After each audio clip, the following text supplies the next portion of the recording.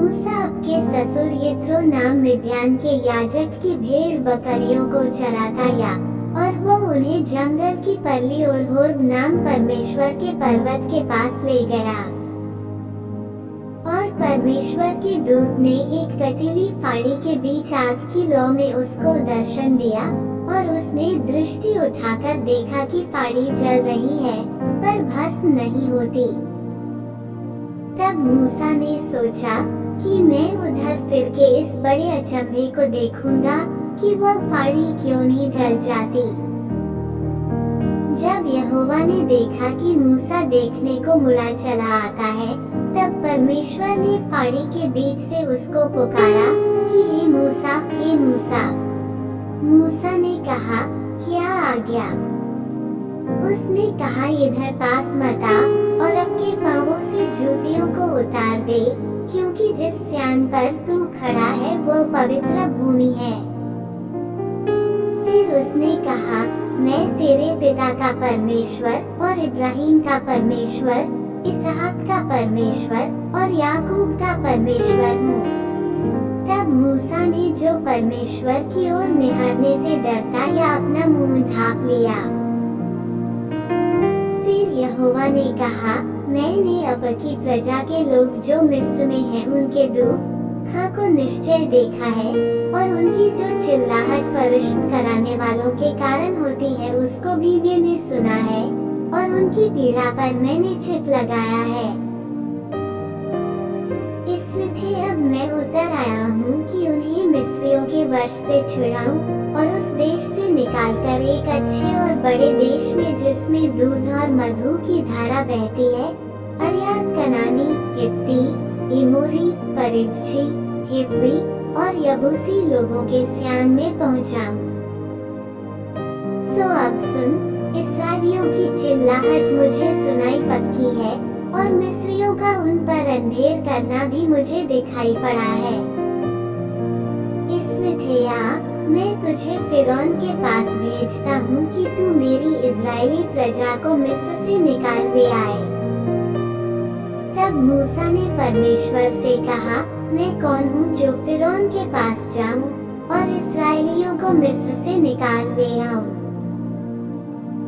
उसने कहा, निश्चय मैं तेरे संग रहूंगा और इस बात का कि तेरा भेजने वाला मैं हूँ, तेरे लिए ये चिन्ह होगा कि जब तुम उन लोगों को मिस्र से निकाल चुके तब तुम इसी पहाड़ पर परमेश्वर की उपासना करोगे। मूसा ने परमेश्वर से कहा, जब मैं इस्राएलियों के पास जाकर उनसे यह कहूँ कि तुम्हारे पितरों के परमेश्वर ने मुझे तुम्हारे पास भेजा है, तब यदि वे मुझसे पूछें कि उसका क्या नाम है, तब मैं उनको क्या बताऊं? परमेश्वर ने मूसा से कहा, मैं जो हूँ सो हूँ। फिर उसने कहा, तू इस्राएलियों से ये कहना कि जिसका नाम मैं हूँ है, उसी ने मुझे तुम्हारे पास भेजा है।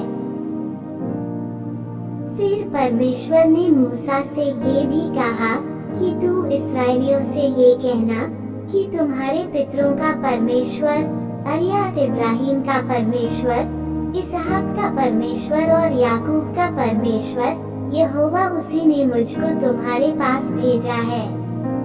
देख, सदा तक मेरा नाम यही रहेगा और पीढ़ी पीढ़ी में मेरा स्मरण इसी से हुआ करेगा।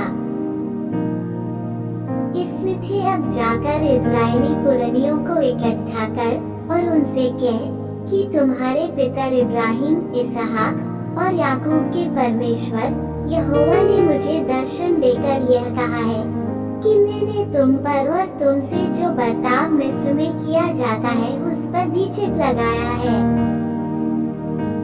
और मैंने ठान लिया है कि तुमको मिस्र के दुखों में से निकालकर कनानी, हित्ती, एमोरी, परिज्जी, हिब्बी और यबूसी लोगों के देश में ले चलूंगा, जो ऐसा देश है कि जिसमें दूध और मधु की धारा बहती है।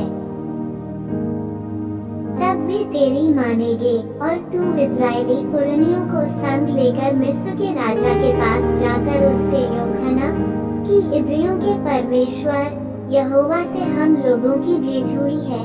इसलिए अब हमको 3 दिन के मार्ग पर जंगल में जाने दे कि आपके परमेश्वर यहोवा को बलिदान चढ़ाएं।